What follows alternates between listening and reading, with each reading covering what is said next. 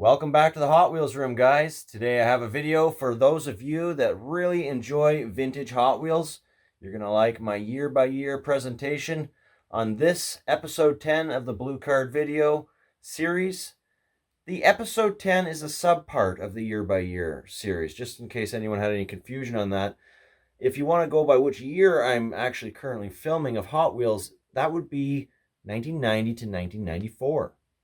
Year by year will continue in 1995 onwards throughout the years until basically I catch up with the current year of Hot Wheels, which could be years away.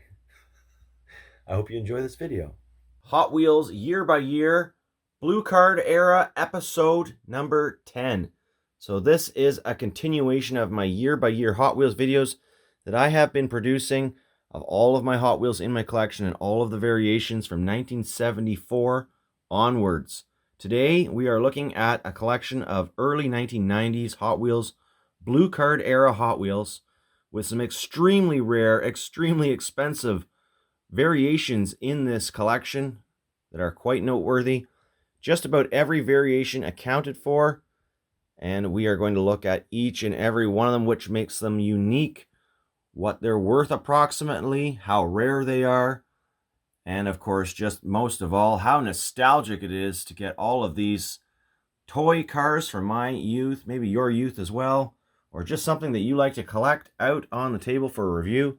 We've got some very nice models in here with the gold ultra hot version wheels. That Ferrari 348 in the package you see there. Cheapest one on eBay right now, $400 US. That's right. There is someone else asking over 1,000, but that's just dreaming. A Zender Fact 4, also with the gold ultra hot wheels on it, still in the packaging, worth about $300 US by current standards. Many other extremely expensive Hot Wheels in here, including cars I have purchased from Larry Wood himself, the Larry Wood collection. Is it going to come out for a roll? Watch the video and find out. We've also got just a ton of other very rare and expensive cars in here. The total value of the 50 or 60 Hot Wheels you see on this table is approximately $1,000 to $2,000. Very interesting to see how these $1 cars have come so far in collectability and value.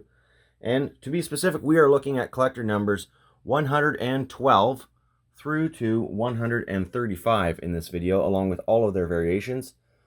In episode 9, we left off with collector number 111. That is this Street Beast. This is a car actually from my childhood.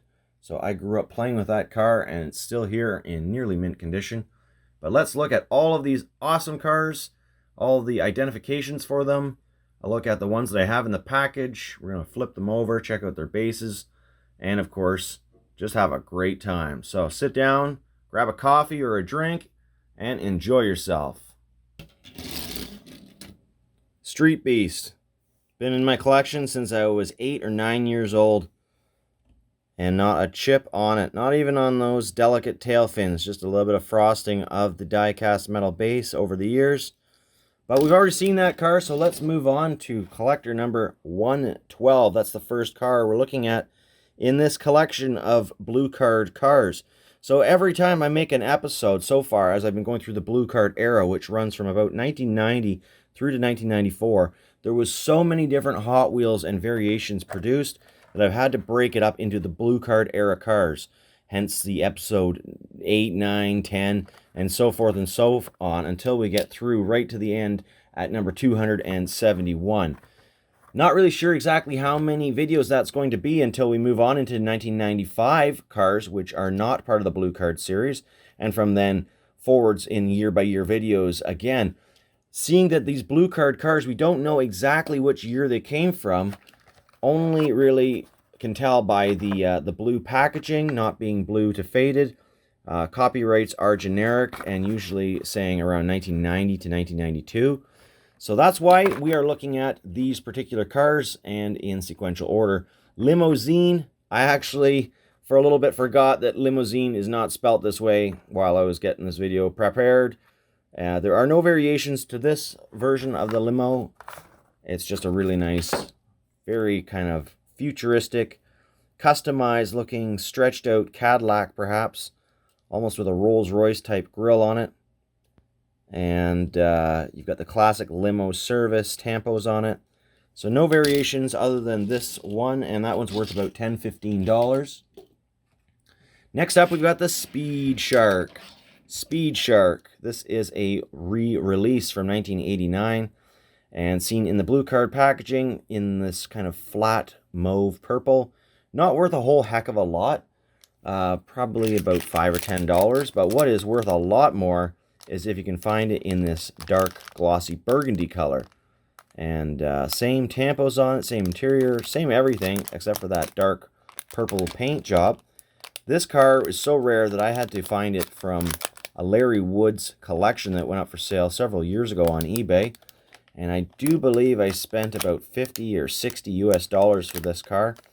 And I've been wondering if I should open it up or not. I do have a whole bunch of cars from Larry Woods collection, so I might save that for kind of a Larry Woods opening party, if you will. Should I get around to it? I don't know. I kind of want to have all the cars together, so we're probably not going to open that one up in this video.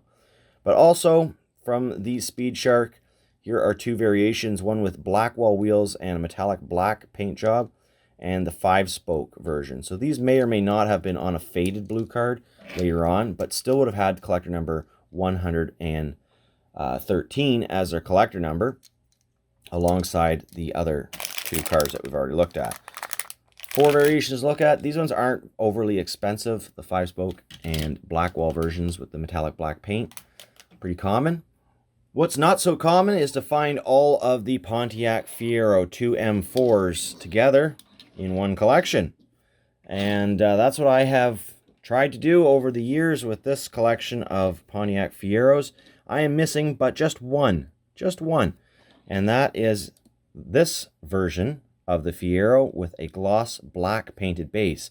I've only heard about it being released. I don't know that it actually was released because I haven't actually seen one. But what we have here is 6 variations, all released on the collector number 114 collector number. And the most common one that you're going to find is the version with the ultra hot wheels. So, got the all-American flag on the hood, the sides with Fiero. On the base it says 59 Fiero 2 M4. Not really sure why the 59 is in front of that, but it's quite common to see that on the bases, and some of the bases have different scripture on the bottoms. Those Fieros with the Ultra Hots are still worth probably around, $10, I would say, at least, in mint condition. Also pretty common is the Gold Hot One release, and that's because this car was previously released in 1989 and could be found quite commonly when it was a new casting. It's a carry forward into the blue card year. Actually, there's another variation that's in the Mike Zarnock book anyways. It says you can find this car with the silver Hot One wheels as seen on this one. You got gold Hot Ones and silver Hot Ones. I, again, have not seen a version with this paint job and the silver Hot One wheels. So potentially 2 variations that I don't have. The black wall version is a blue card only variation and is apparently very rare. I bought this one mint loose along with pretty much all the other hard to find Fieros in this collection. But if this one was found in the packaging, it could be worth well over $100 US. Mint loose, I think I did spend about $50 for that car still, so it was quite expensive. And otherwise, all 3 of these red Fieros are the same.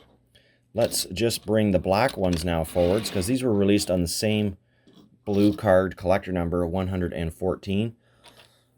Equally common, I would say, as each other are the silver Hot One and ultra hot versions with the unpainted base. But there you can see you've got 2 base variations. One says the Hot Ones on it, even though it's got ultra hots.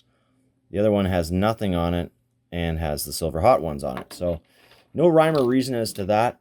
Ultra hot version probably worth about $15. Silver Hot One maybe about $20, $25. And this black wall version probably the most expensive, maybe $35 or $40. That's probably about what I spent on these cars. I do remember spending about $200 in total to get a whole bunch of rare variations of the Pontiac Fiero together. And I thought I had them all. I'm pretty sure I have almost all of them. But if you know or have actually seen these other variations that I mentioned, please do let me know if you have those in your collection. Better yet, get a picture up or a YouTube video of it showing those cars. That would be really, really cool for some of us collectors to see. The next one is number 115. That's the Roll Patrol. So this is kind of a futuristic take on a Jeep CJ7, I think. It's got some slotted taillights and grooved front headlights with the horizontal grille, not vertical grille as you would see on a Jeep. And this is a common casting that goes back into, I'd say at least about 1987, 88. I'm pretty sure. I could be wrong on that. That could be the CJ5 I'm thinking of. But anyways, the paint job, exactly the same as the mid-1980s. Same color green, that army green. Not worth a whole lot. No other variations, really. Actually, if it was found in the blue card, it would be worth quite a bit. But loose, it's pretty easy to find. On a blue card, could be worth about $25, $30. Number 116, one of my personal favorite cars, the Mazda MX-5 Miata. Really love these little tiny Hot Wheels here. They were all metal back then. Of course, Hot Wheels has re-released the Mazda Miata MX-5 just a few years ago. Nice new casting available to the main line at last. But this is what the first release looked like, all red. Purposely no tampos. And then also there was one with the Miata tampo on the hood. Mazda MX-5 as well.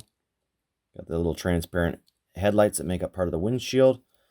Apparently this is the harder to find one, but I would disagree and say that this one with the little MX-5 Miata tampo is the harder to find version, as that tampo can be removed fairly easily if one was so inclined. These are worth around $10 to $15 each. Number collector 117.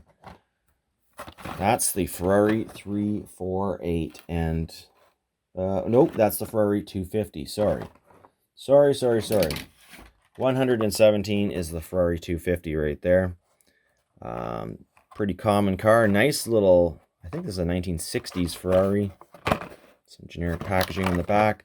That's the most common version, has a yellow plastic base. An uncommon version would have a chrome plastic base as well as the chrome tailpipes. So apparently there's two versions of that, which I do not have. I have the other three variations that we're going to look at here. So the one that we just saw in the package, that's this car here, the common version. So the uncommon ones, they don't have chrome base. One has red Ferrari tampos. The other has mauve purple tampos, I guess, kind of like the color of the Speed Shark.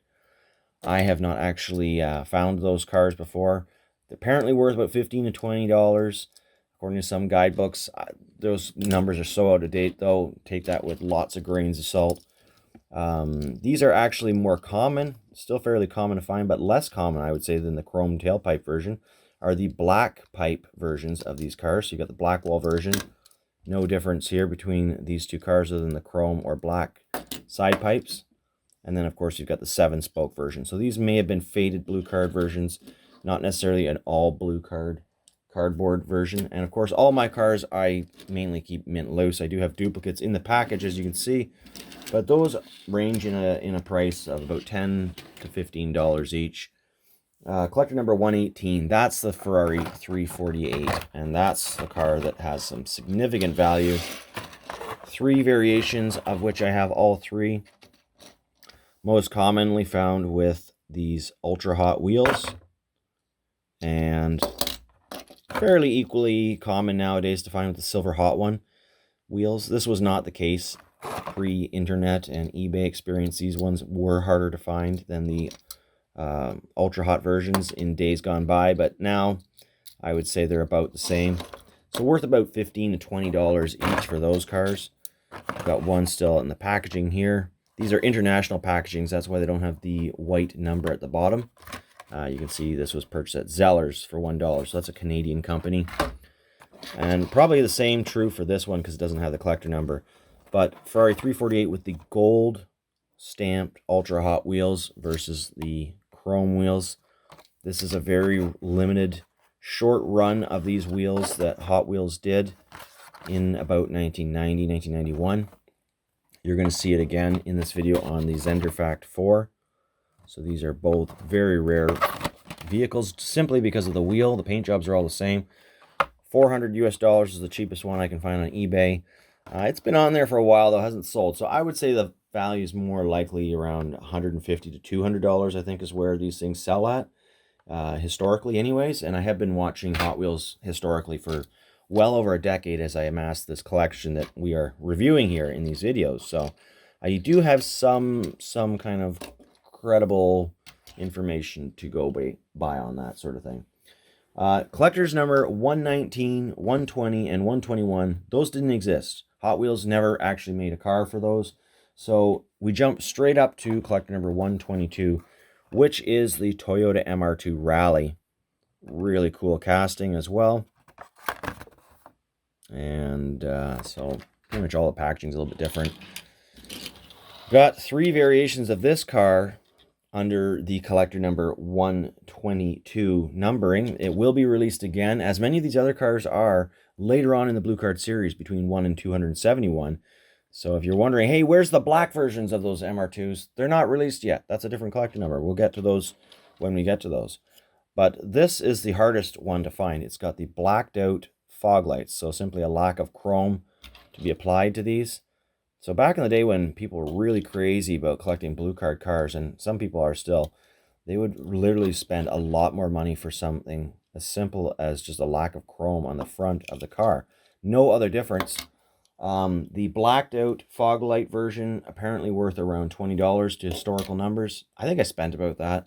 And I don't even remember if I opened mine or not. I may very well have opened it. I used to open things rather kind of whimsically in the old days. Now I give it a little bit more thought. Chrome version is the common one with the Ultra Hot wheel. Silver Hot one, I would say, is one of the harder ones to find with only chrome fog lights found. There are none with just the blacked out fog lights. But I think the Silver Hot One wheels in general look better on Hot Wheels than the Ultra Hot wheels. And that is probably why to this day Silver Hot One wheel variations and Blackwell wheel variations tend to hold the value a little bit more than the Ultra Hot versions. So I expect to spend anywhere between $15 and $25, I'd say, for these cars. Also, Silver Hot One cars roll nicer. They got a nice smooth roll to them.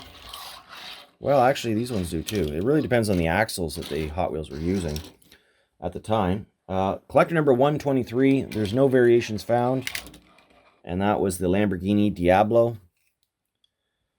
Beautiful car. This is a car I had a poster of on my wall as a child growing up. And super, super cool Lamborghini.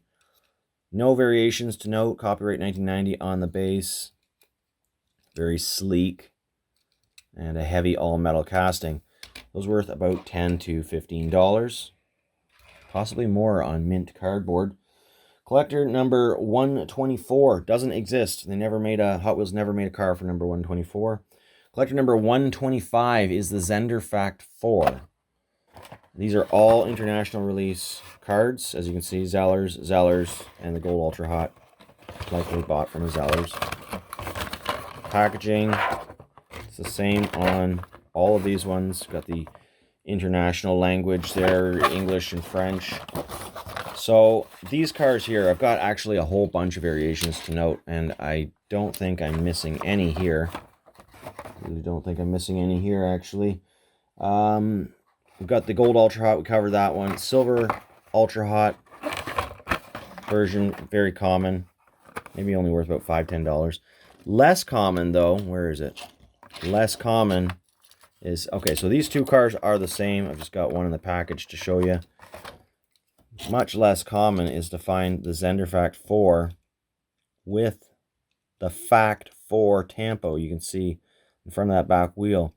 That extra tampo on each side of the car makes it about 10 times harder to find, realistically. Because most people don't know about that tampo anymore. As time goes on, people don't know about these things, and these cars just get discarded as thought of as cheap. And most of these cars are pretty cheap and easy to get for about $5, $10, these Zender Fact 4s.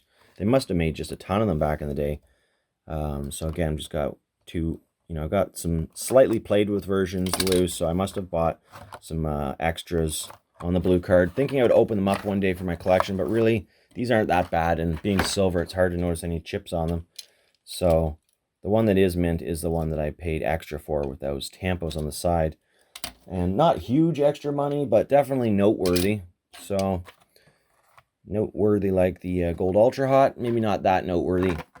And if you're wondering about the blue version or the Dayglow Bright Neon Green version, the Auburn versions, those are also later released. This will be collector number 228, I believe. So we're still a ways away at collector number 125. Got 103 more cars, plus all their variations to look at before we get to those ones.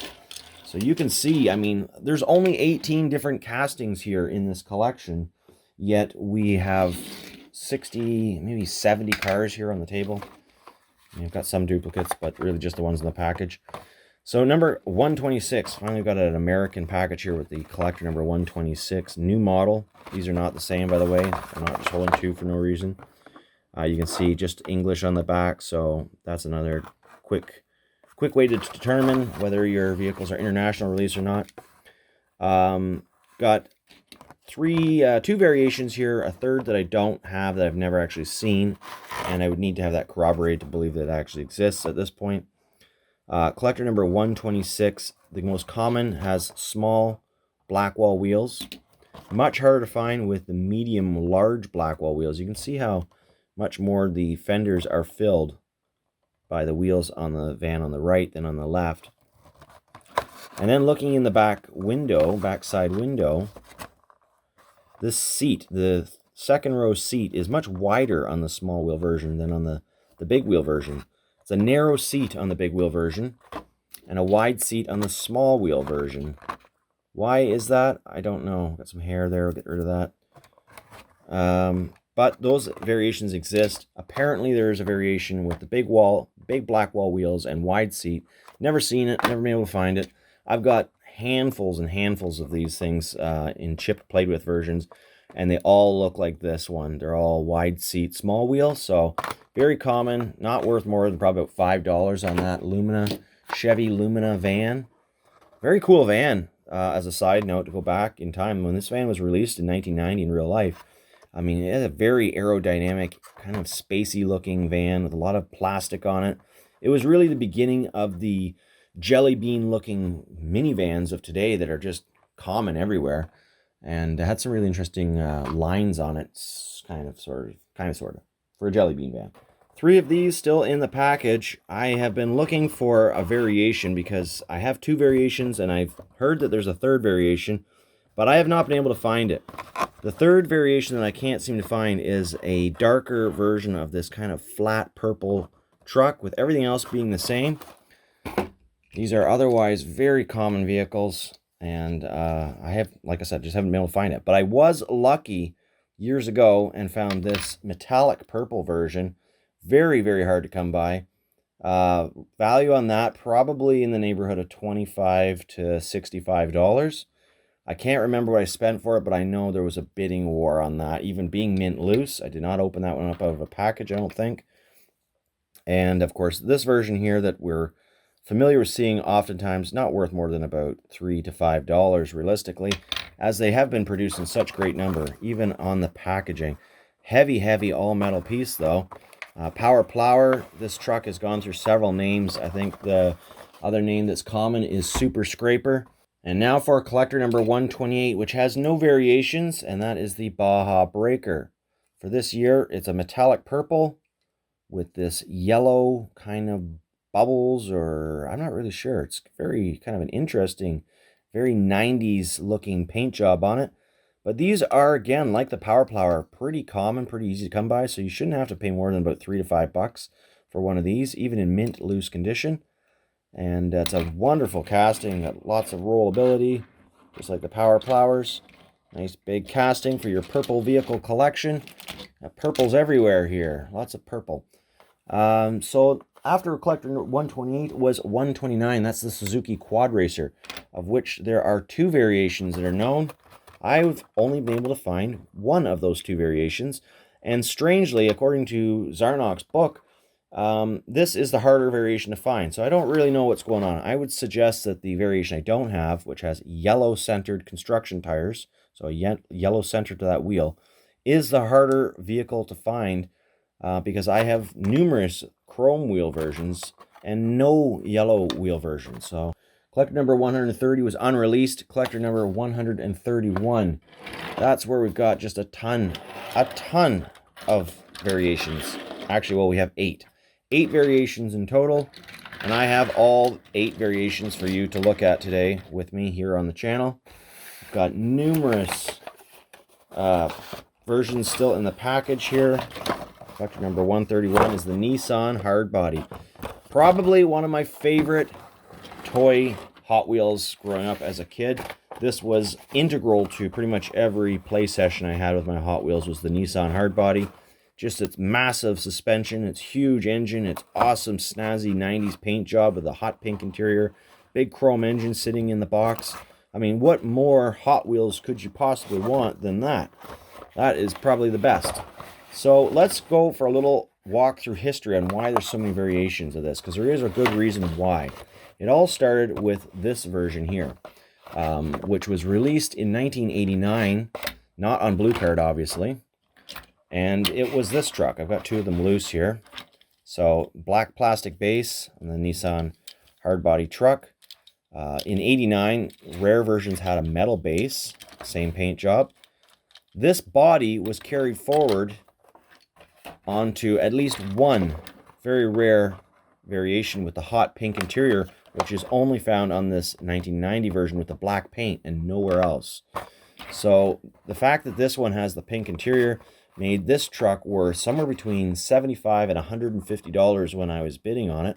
I've got 2 of them in my collection. I did open this one out of a package. So I have spent somewhere between $100 $150 on average for these trucks. And I would say to this day, if you can find them, that's probably what they're going to sell for at auction. Sometimes they go for cheaper. I have seen one lucky person that bought one for $50 on eBay.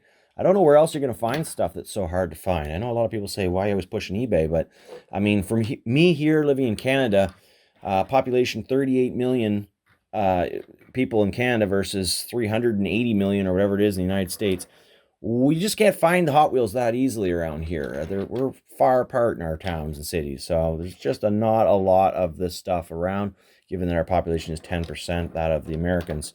So it's been hard finding a lot of these pieces. 131. These are only worth about $5 still. They made hordes of them, so pretty easy to come across. Harder, so these 2 are the same. Harder to find one that has a dark pink tampo and the light pink tampo. I haven't really been able to find that in my collection, looking at all the various versions I have. I think this one might be the dark one, but if it is, it's imperceptible. So the bigger variation to note is the base. Some of those metal bases from the 1989 version found their way forwards and were placed together with the black body and pink interior. So these are quite rare and hard to find. I have 2 of these, one that I opened up and one still mint in the package. I would suggest these have got to be worth around $50 to $60, and I'm pretty sure that's around what I spent for those trucks. This one has some damage to the axle tab, I guess, because it's sitting low on the back. And it came like that right out of the package, as I've noticed some trucks from the early 90s did. So, sort of design flaw in Hot Wheels and the structural integrity of their axle holders. So we've got all those. I think that we've looked at 2 variations now. A third variation, of course, wheel variation here. This is the construction tire versus the construction tire with spokes. So CTS versus the CT construction tire with spokes. And of course, those wheel variations, going back again to 1989, were found there as well. So nothing new there. Obviously, these are early 1990s vehicles with all of these different mix-ups on parts, creating a total of 8 variations. And that brings us forward into the, well, they're not faded. I have them right here. So these are solid Blue Card. This one would have been faded, though, because we've got the tri-blades on it. Pretty sure these were tri-blade faded trucks. One of the dangers of opening up your collection, but then again, I just don't enjoy my collection all that much when it's all stuck in the package away in boxes, so that's why I've opened everything up for you over the years. And I've got 2 here. These are both the same, collector number 131. What's not the same here is that this one has a dark chrome on the wheel versus the bright chrome. So this is a known variation, the dark chrome wheels. And that one's a hard one to find because obviously they look so similar. Most people aren't going to realize that.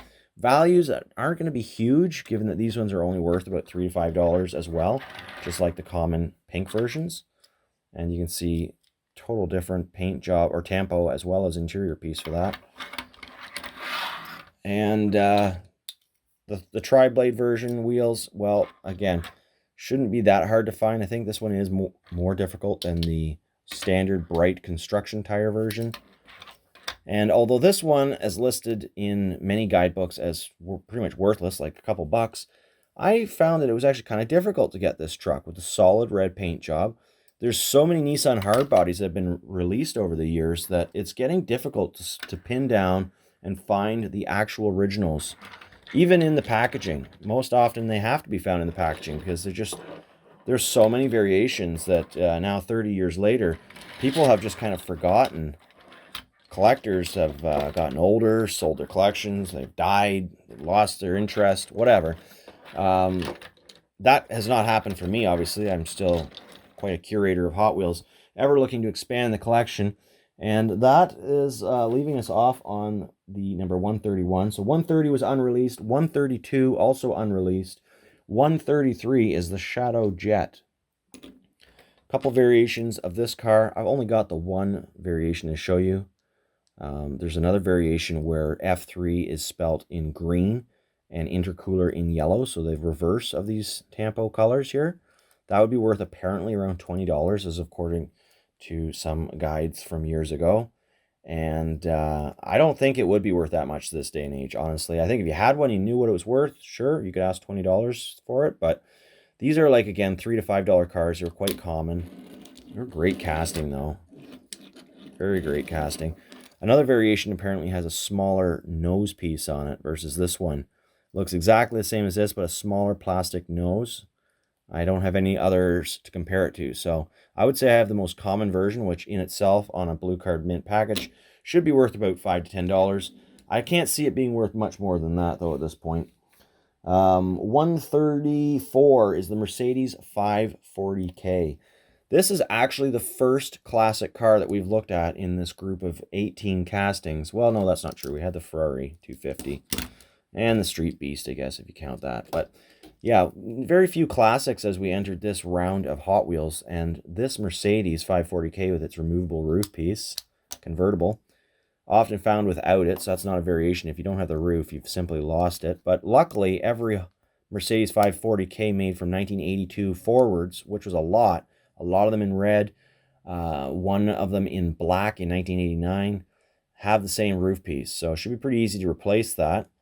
But this one's worth around $10 to $15 because it was only released in white for this one short run in the Blue Card series. It's actually a more difficult version to find.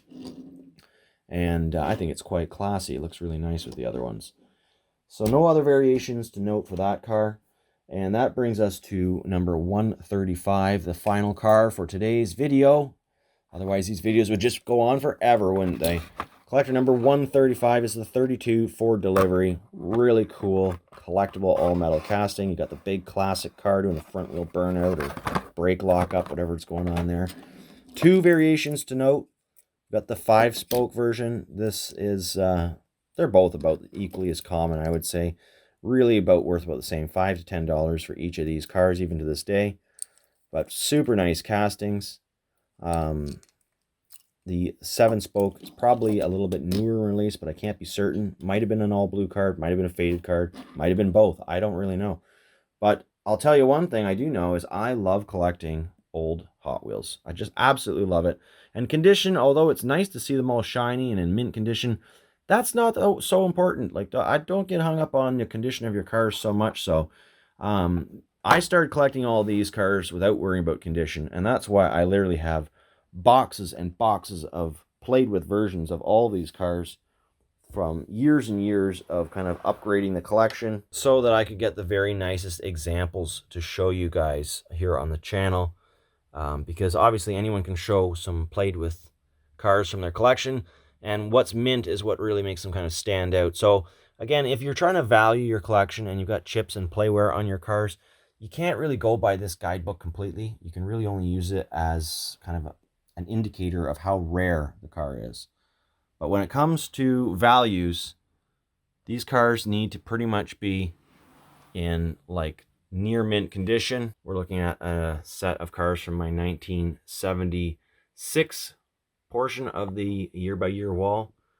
And as you can see, these are pretty much minty cars, even though they are going on 50, 60 years old now. So if you're worried about value, you're going to want to look for top condition, which is why in some cases I open up cars out of their packaging so that I can find them in top condition to show them to you guys here on the channel. Stick around, many more videos coming. Happy hunting as always, guys.